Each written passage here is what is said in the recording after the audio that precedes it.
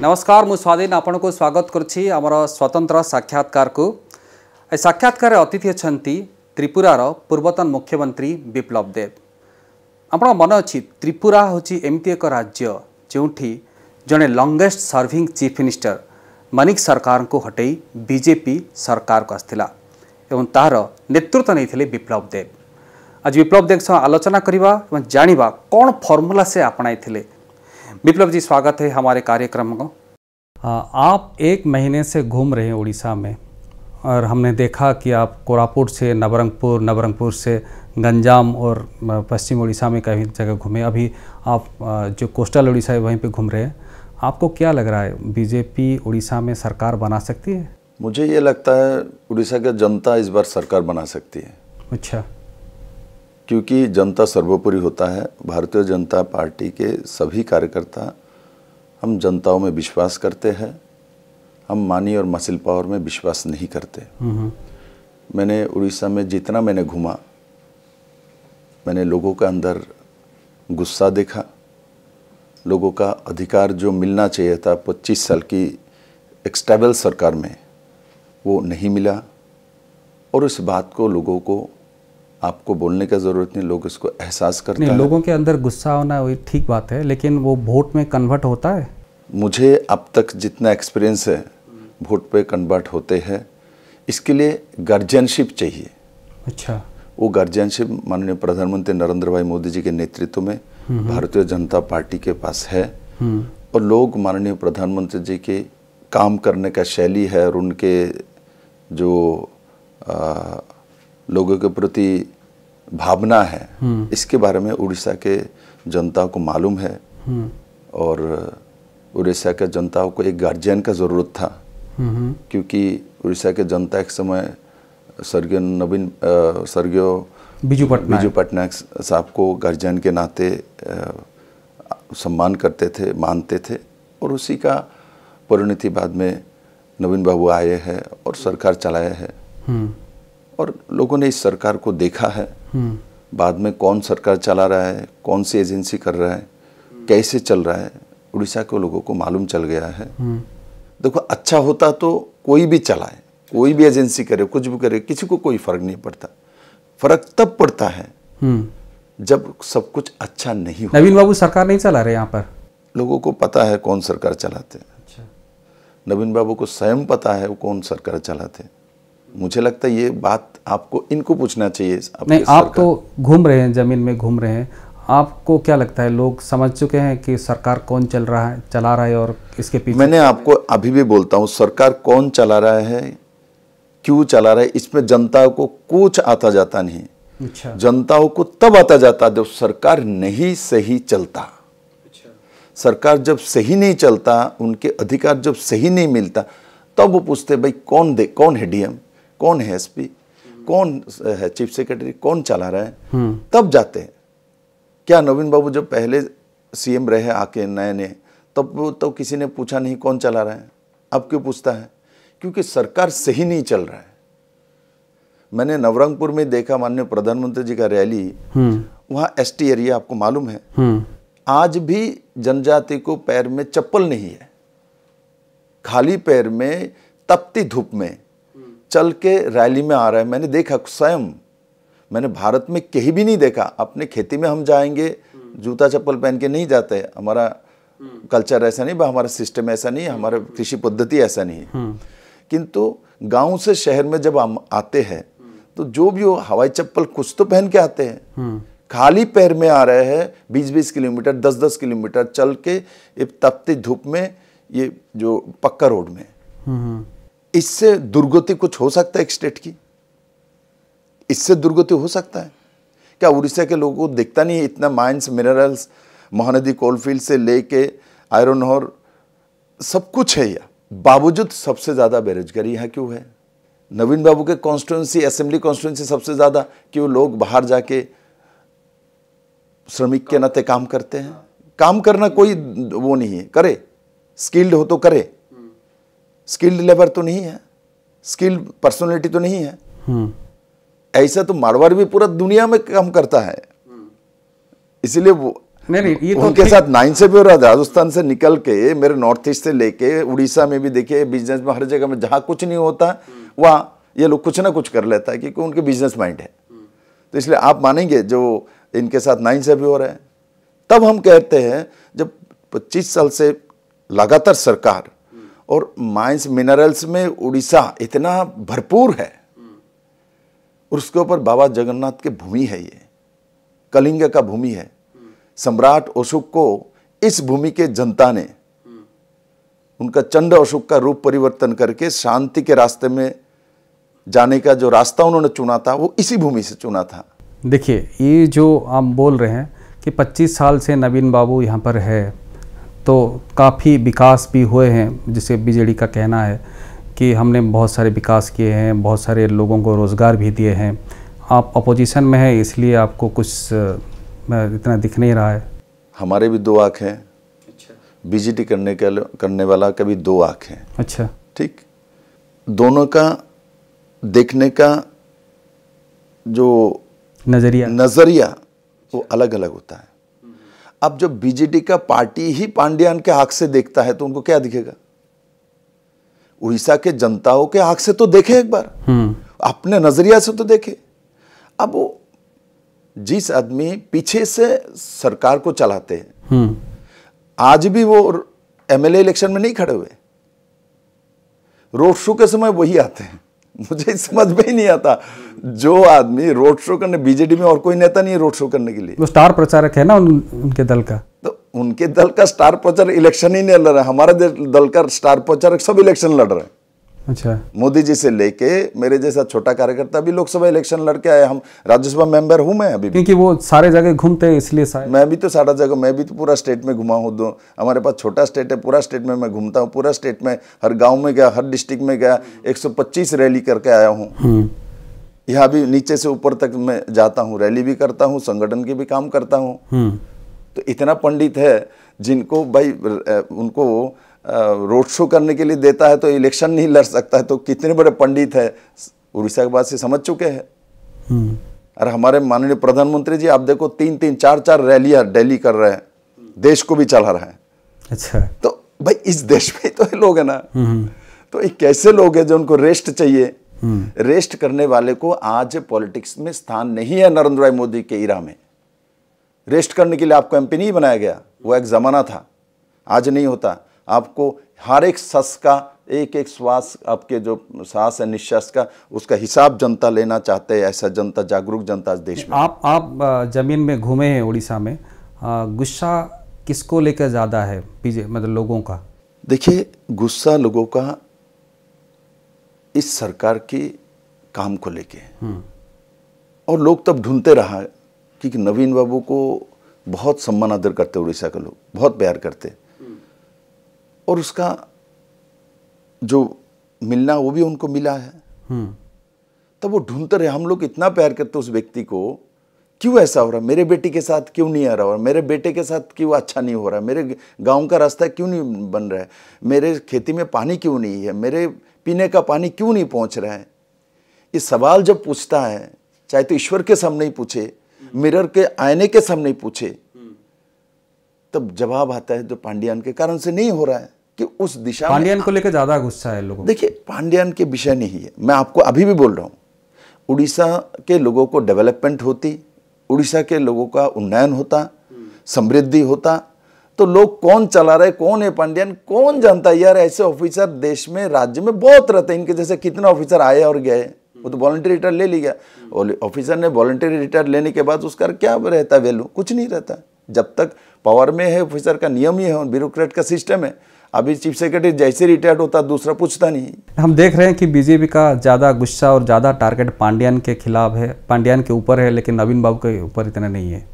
क्या कारण है? ये बाद में कुछ नवीन बाबू के साथ कुछ गठबंधन का कुछ ऐसा प्लानिंग है या?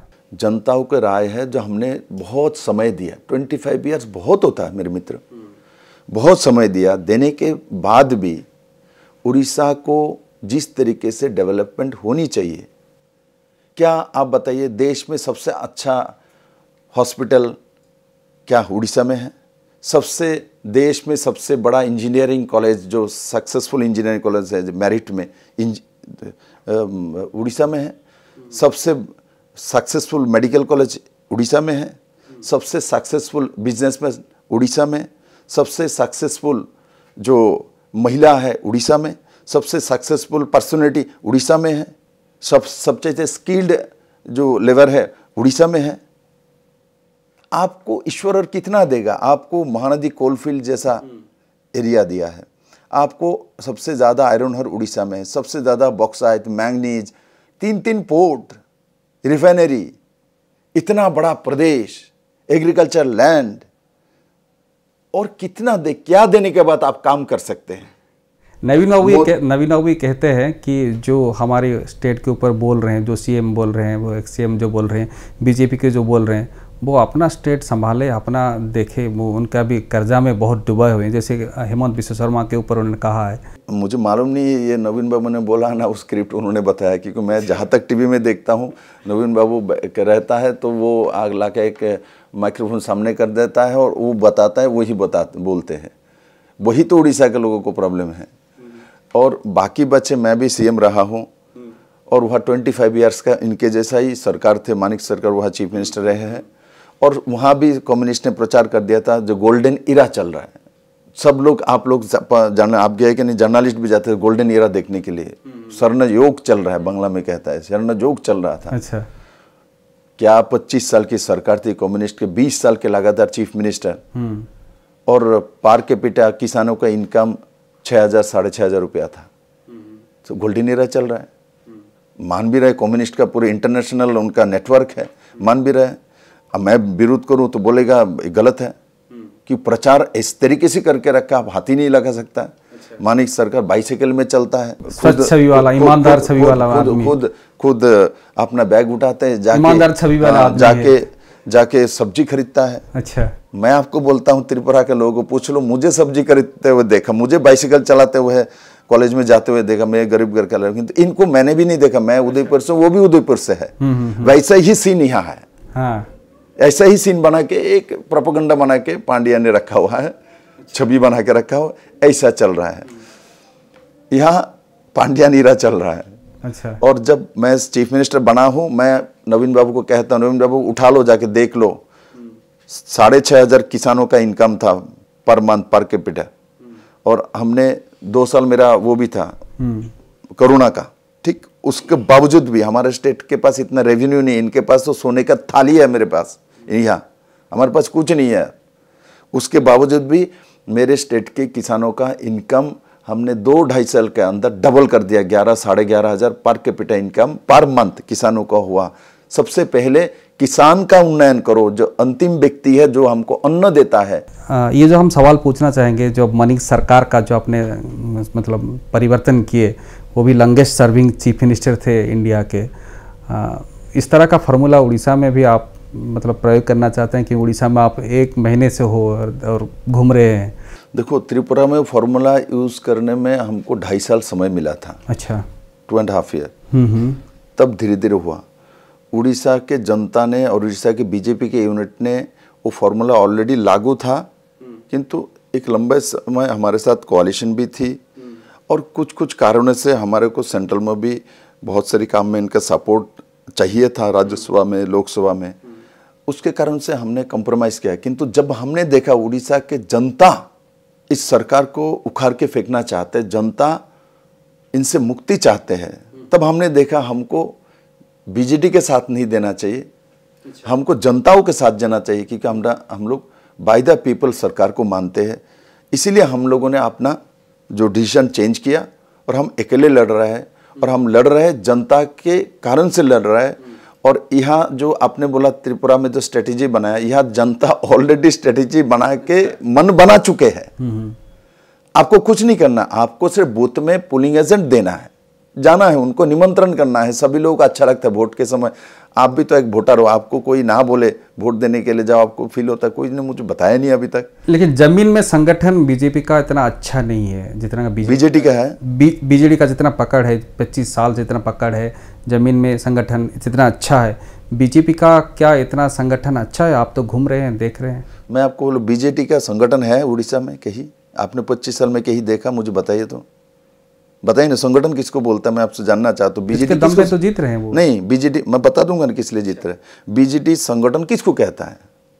संगठन के बारे में बीजेपी कह सकता है। बीजेपी का पन्ना प्रमुख होती है नीचे, बीजेपी का बूथ संरक्षण रचना होता है, बीजेपी का शक्ति केंद्र होता है, बीजेपी का मंडल का सिस्टम होता है। बीजेडी का पन्ना प्रमुख है, शक्ति केंद्र है। संगठन किसको कहता है? हमारे कैसे हैं वो लोग? जीते सरकार में जो नवीन बाबू का और उनके परिवार का जो छवि था बिजू पटनायक जी की, वो छवि उनका एक पॉजिटिव छवि है। उन्होंने काम किया था, मेहनत किया था, उसके नाते नवीन बाबू सामने आए और विश्वास से लोग वोट करते थे।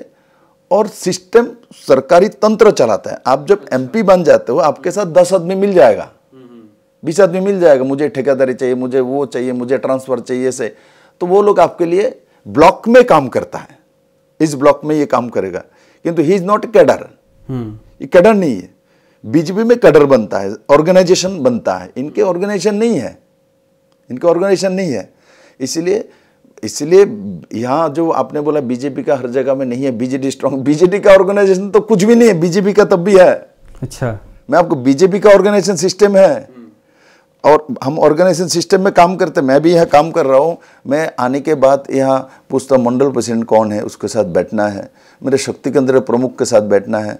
यहाँ पन्ना प्रमुख कौन है, बनाया कि नहीं, बोलना नया नया बने हैं, बैठाओ। 60 वोट का जो पेज है उसके पास है क्या नहीं, वहाँ तक मुझे मिलता है। 100 नहीं मिलता, 20 मिल रहा है।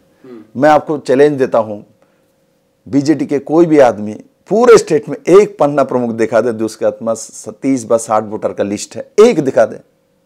इसलिए ये जो मीडिया के सामने आके कहना हमारे 25 साल की सरकार, हमारा ऑर्गेनाइजेशन है, हम स्ट्रांग है, कुछ नहीं है। एक आरोप भी आपकी पार्टी ने बार बार लगाया है कि सरकारी बाबुओं को बहुत यूज कर रहे हैं इलेक्शन में। तो आपने भी बरहमपुर के सभा में कहा था कि बाबू को यूज कर रहे हैं। वो एक आईजी वहाँ फोन, वो नाम मैं सत्ता क्या नाम है, तो वो फोन करता, लोगों को धमकाता है, ऐसा ना करो, ऐसा ना करो। अरे ब्यूरोक्रेट धमकाएगा पब्लिक को, किसी स्टेट में होता है क्या? अच्छा, वो नौकर है भाई, वो मालिक बन गया, हमारे टैक्स से खाता है भाई। मैंने इसलिए उड़ीसा के जनता को, मैं तो ये स्थायी नहीं रहूंगा, किंतु मुझे मालूम है हम साथी है, इस देश का नागरिक है, तो एक दूसरे को बताना है।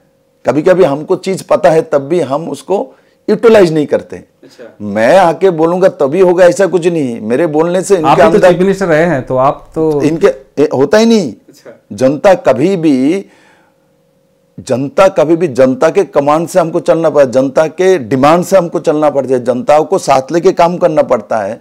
और ब्यूरोक्रेट उठा के धमकाएगा, तुम ये करो, ये करो, ऐसा करना विनाश काले विपरीत बुद्धि। अच्छा। कभी नहीं करना चाहिए, कभी भी नहीं करना चाहिए।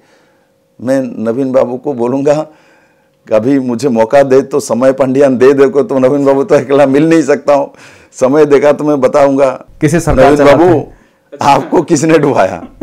अच्छा, तो क्योंकि ऐसा होता ही नहीं मेरे मित्रों, कभी भी ब्यूरोक्रेट, मैंने तो किसी भी स्टेट में सुना नहीं जो फोन करके ब्यूरोक्रेट फोन करके आपको बताता है जो आपको ये करना, आपको यह वोट देना, बीजेडी के लिए ये करना, नहीं तो आपको देख लूंगा, आपको केस कर दूंगा, आपको फंसा दूंगा फॉल्स केस में। ऐसा किसी भी स्टेट में होता नहीं मेरे मित्रों। पार्टी के कार्यकर्ता लोग आपस में लड़ाई करता है, धमकी देता है, ये सब केस पेस होता मामला, किंतु बैठ के वीडियो फोन करेगा, बैठ के आपके सोशल वेलफेयर ग्रुप की जो ऑफिसर है वो लोग करेगा। ऐसा क्या बात है? ये थ्रेड लोगों को मालूम हो गया ना, बोले ये थ्रेड हमको थ्रेड देगा। जनता ये मान लेता है, कोई आपस में पब्लिक में कोई किसी को थ्रेड दे उसको मान लेता है। किंतु आप, मैं देखता हूँ किसी डीएम को बोलिए तो जनसभा में आया कि आप लोग वोट ना दे, हम देख लेंगे, जाने देगा। किंतु किसी पार्टी का लोग आके, कोई भी प्रतिनिधि आके कभी बोलता नहीं हमको ही वोट चाहिए, आप हमको दीजिए, बोलने जनता सुनता है, चलो उसका अधिकार है, डेमोक्रेसी में बोल रहा है। किंतु एक डीएम आके बोले, एक बीडीओ आके बोले, मैं देखता हूँ। ऐसा होता है उड़ीसा में, हुआ है? ओपनली तो बोल ही नहीं सकता क्योंकि ये सिस्टम में नहीं है, किंतु लोगों को फोन करता है, धमकाता है। यही काम 19 में किया था, वही काम जो आपने बोला 19 में जो किया वो अभी करने जा रहे थे। उनको मालूम नहीं था, अभी पंगा मोदी के साथ पड़ा। ऐसे कैसे हो सकता है यार? हम लोग सरकार चला चुके हैं, हमको कैसे डीएम चलाएगा? हम डीएम को चलाते हैं, जनता हमको चला सकता है, पब्लिक। हम नतमस्तक के जनता के सामने, उड़ीसा के जनता के सामने सिर झुका देंगे, जैसे जगन्नाथ मंदिर में झुकाते हैं। उड़ीसा के हर जनता के सामने एज ए पब्लिक, नवीन बाबू के सामने भी मैं सिर झुका दूंगा एज ए पब्लिक, कि he is also from Orissa के, इस मिट्टी से उनका जन्म हुआ। नहीं, आप भी सीएम में रहे हैं तो आपको भी तो ब्यूरोक्रेट का बात मानना पड़ता था, होगा ना? क्यों नहीं मानेंगे? वो सरकार का हिस्सा है, सरकार इनके थ्रू हम चलाते हैं। इनके बात सुनता नहीं, किसने बोला? मैं भी सुना हूँ बहुत सारी स्कीम मैं बात करिए, स्कीम ऐसे चलाना है, ये करना है, तो कैसे होगा सर? ऐसे ऐसे होगा। क्योंकि जब हम रिव्यू मीटिंग लेते हैं, आता है तो हम एक्सेप्ट करते हैं। पॉलिसी में वो आके हमारे लिए वोट प्रचार करेगा। मेरे चीफ सेक्रेटरी जो रहे हैं, वॉलंटियर रिटायर लेके, हो गया काम मेरा, तो बोलेगा सर को बनाया किस लिए? जब उनको सरकार चलाना भी नहीं आता, उनको जनता के बीच में भी जाना नहीं आता, उसके लिए भी एजेंसी चाहिए उनको। भाई जनता हम लोगों को चुनता है, वो डायरेक्ट आपसे ही जानना चाहता है, आपसे ही हिसाब लेना चाहते हैं। जब हिसाब लेने की बारी आएगा, आप दूसरे को सामने ब्यूरोक्रेट भेज दोगे, आप जाके बोल के आओ, आपको वोट देगा? फेस करो, सामने आओ। क्यों चप्पल में, बिना चप्पल उड़ीसा के जनजाति महिला आज भी घूमना पड़ता है, मार्केट में आना पड़ता है? फेस करो। क्यों नहीं मिला उनको चप्पल? क्यों उनके खेती में पानी नहीं आया? क्यों उनके घर में पानी पीने का पानी नहीं है? फेस करो। जाके उस गांव वाले के सामने हिम्मत हो तो खड़े हो, फेस करो, फेस इट। भागने से सॉल्यूशन नहीं होता। विप्लव जी, और एक सवाल है कि जैसे आपकी पार्टी अभी काफ़ी जोर से उठा रही है कि उड़िया अस्मिता के बाद उठा रहे हैं, और उड़ीसा का जो सीएम बनेगा वो उड़िया मिट्टी से होगा, उड़िया बोलने वाला होगा, उड़ीसा से होगा। क्या फील कर रहे हैं कि उड़िया लोग यहाँ पे शासन नहीं कर रहे हैं अभी? ये बात हमको क्यों पूछते हैं? उड़ीसा का हम जनता को पूछिए, कौन शासन करता है, कौन चलाता है, आपको भी मालूम है। नहीं तो इस बात क्यों है? मैं तो आपको बोल रहा हूँ, शासन अच्छा चलता, ये बात आता ही नहीं। 2019 में क्यों नहीं आया? 2019 में वही व्यक्ति था ना, पंडियन साथ तो था, क्यों नहीं आया? आज क्यों आया?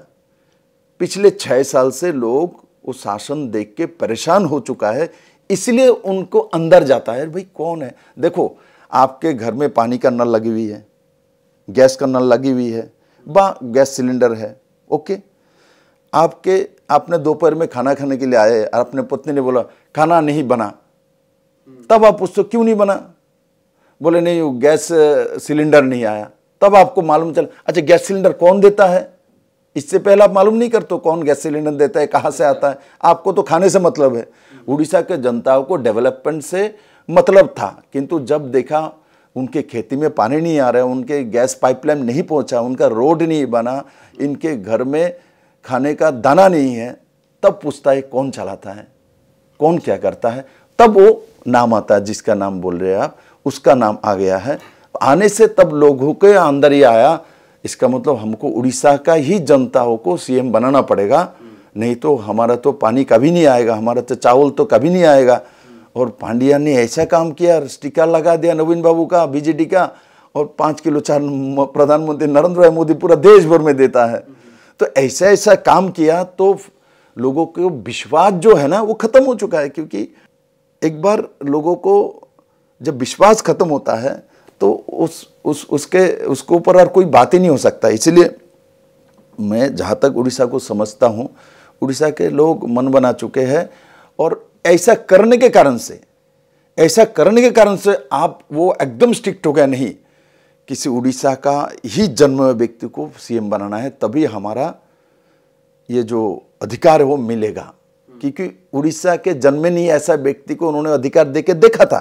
अच्छा, मान भी रहा था। नवीन बाबू ने तो कहीं भी नहीं कहा कि उनका उत्तराधिकारी बनेंगे। वो बोलना पड़ता है, बोल रहे हैं कि उड़ीसा के लोग चुनेंगे कौन उत्तराधिकारी बनेगा। आपको बोलना पड़ता है क्या? क्या छोटे बच्चे को भी मालूम होता है दूध कहाँ मिलता है? माँ के पास ही जाएगा, जाता है कोई पापा को आके, उनको पता है माँ के गोदी में ही जाना है। छोटे बच्चे को जो बोलना नहीं है तो उसको मालूम है, वो जब चिल्लाता है माँ को देखता है चुप हो जाता है, बोलता है क्या? बोलना तो 6 महीने के बाद सीखता है। मैं भी तो छोटा था, आप भी छोटे थे, पूछ लेना आपके घर में जब आप रोते थे, आपके माँ को, मौसी को और सबको देखने के बाद आप नहीं, आप बाकी के सबको देखने के बाद आपको रोना बंद नहीं, जैसे माँ को देख लिया तो आपका रोना बंद हो जाता है कि आपको मालूम है यही मुझे खिलाने वाले, यही मुझे पालने वाले, यही मुझे गोदी में उठाने वाले। जो जिस बच्चे को बोलना नहीं आता उसको समझ में आता है। उड़ीसा के जनता जो बड़े हो चुके, 18 साल के ऊपर वोटर होता है, इनको आप पूछेंगे इशारा काफी होता है, तो नवीन बाबू ने जो इशारा दिया वो काफी है। और अभी इशारा काफी नहीं, अभी एक ऐड देखता हूँ मैंने न्यूज़पेपर में, यहाँ जो फ्री बिजली ले लो, हाँ, किंतु उसके अंदर वो भी बताया ना, फ्री बिजली ले लो, साथ पांड्यान को गोदी में ले लो।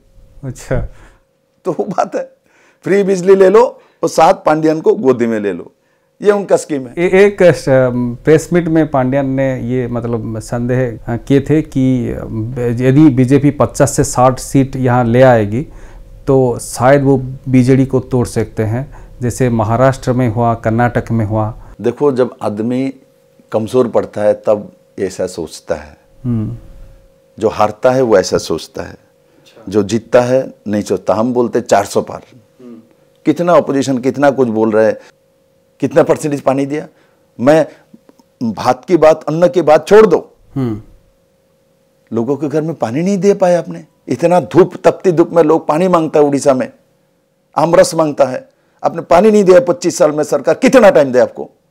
आपने पांड्यान आविष्कार किया, आप 25 साल को सरकार आपको दिया, इसके बदले में आप पांड्यान को थोपना चाहते हो उड़ीसा की जनता को सामने। यही सिखाया था आपके पिताजी ने, यही परंपरा था। इसलिए मैं कहता हूं, आपने कहा कि बिजू पटनायक जी आज जिंदा होता तो इस दिन के लिए वो जगन्नाथ मंदिर में जाके माफी मांगता, और मैं मानता हूं उनके आत्मा जहां भी हो वो रोते होंगे जो उड़ीसा के साथ ऐसा अन्याय हो रहा है। और उस अन्याय से बचाने वाला एक ही व्यक्ति है, नरेंद्र मोदी। मोदी जो बोलता है वो करता है। मोदी ने बोला 5 साल मुझे दो, मैं दिखा दूंगा, क्योंकि उड़ीसा के पास सब कुछ है। मोदी सिर्फ डायरेक्शन देगा, प्लान देगा। उड़ीसा के पास सब कुछ है भाई, आप लोगों को बाहर से कुछ लेने की कोई जरूरत नहीं। आप सिर्फ आयरन ओर बेच के ही 5 साल में राजा बन सकते हैं। मैंगनीज छोड़ दो, बॉक्साइट छोड़ दो, कोयला छोड़ दो, आप महानदी का पानी छोड़ दो, 3 डॉक छोड़ दो, आपके रिफाइनरी छोड़ दो। इतना कुछ होने के बावजूद भी आप लोग गरीब हैं। अब तो इतना हद हो गया, 6 साल से हमारे जगन्नाथ बाबा के मंदिर के चाबी भी गुम हो गया। उसके लिए कमेटी बनाया, कमेटी के रिपोर्ट आप जनता के सामने पेश नहीं कर रहा हूं। कहां गए वो चाबी, किसके पास है, क्यों नहीं आ रहे? वो तमिलनाडु चला गया। आप तो उड़ीसा का जनता बोल तमिलनाडु, किंतु ये याद रखना मोदी है, तमिलनाडु तो इस देश में है, बाहर चले जाते हैं उसको भी। बीजेपी के लोग कहते हैं तमिलनाडु चला गया, तमिलनाडु चला गया है, आप भी बोल रहे हो। किंतु याद रखना मोदी ऐसा व्यक्ति है, तमिलनाडु तो देश में है, बाहर भी चला जाए उसको भी उठा के ले गया था। हमारे कितना सारे मूर्तियां बाहर चले गए थे कांग्रेस के जमाने में, सब वापस नहीं लाया। मोदी सब कुछ कर सकता है देश के हित में और उड़ीसा के हित में। मोदी जी 100% करेगा। मैं मोदी जी के चेहरा देख चुका हूँ, उनका बॉडी लैंग्वेज देख चुका हूँ। आखिरी सवाल मैं पूछ रहा हूँ, आप उड़ीसा के चारों ओर घूम रहे हैं, देख रहे हैं, आपको क्या उम्मीद है इस बार बीजेपी एमपी में कितने सीट और एमएलए में कितने सीट ला सकती है? कितना सीट मिल सकता है ये कोई नहीं बोल सकता है, कारण कि जनता ने पहले से ही डिसीजन कर चुका था। ठीक, मैं इतना कह सकता हूं, मेरा असेसमेंट 17 to 21 तक पहुंच सकता है। नीचे 17 के नीचे, एमपी में 17 के नीचे नहीं जा सकता किसी भी हालत में। और विधानसभा में बीजेपी निरंकुश संख्यागरिष्ठ सरकार बनाने वाले हैं। इसीलिए तो पांड्यान बोलता है हमको तोड़ देगा। अच्छा, इसीलिए बोलता है वो, क्योंकि ये बोल के कुछ बचा ले, कुछ तो आए, किंतु तब भी अपना मन नहीं मान रहा, इसलिए बोल दिया सरकार तो बीजेपी का ही बन रहा है, हमको भी तोड़ देगा, इसीलिए जनता से मांग रहा है मुझे मेजोरिटी दे दो। इसका मतलब उनको मालूम चल गया उनको नहीं मिल रहा है, और इनके लोग सब चले जाएंगे बीजेपी में छोड़ के चले जाएंगे, उनको मालूम चल गया। इसीलिए सिम्टम, बुखार होने के पहले बॉडी में पेन होता है, और पांडियन का पेन शुरू हो गया, पेन के बाद बुखार आएगा, बीजेपी बुखार, और 1 तारीख इसका अंत होगा। 4 तारीख नया सूर्योदय उड़ीसा वासी देखेंगे, क्योंकि कोणार्क का टेम्पल इसी भूमि में है। सूरज देवता इस टेम्पल में ही अपना रूप दिखाते हैं, और जगन्नाथ बाबा का भूमि यही है जहां दुनिया को खाना खिलाते हैं। तो सूरजदेव और जगन्नाथ जहां है वहां के लोगों के साथ अन्याय होगा, ये हो ही नहीं सकता जहां मोदी है। जी बहुत बहुत धन्यवाद विप्लव जी, हम हमारे कार्यक्रम में आए और हमें इतने बहुत सारे ज्ञान दिए।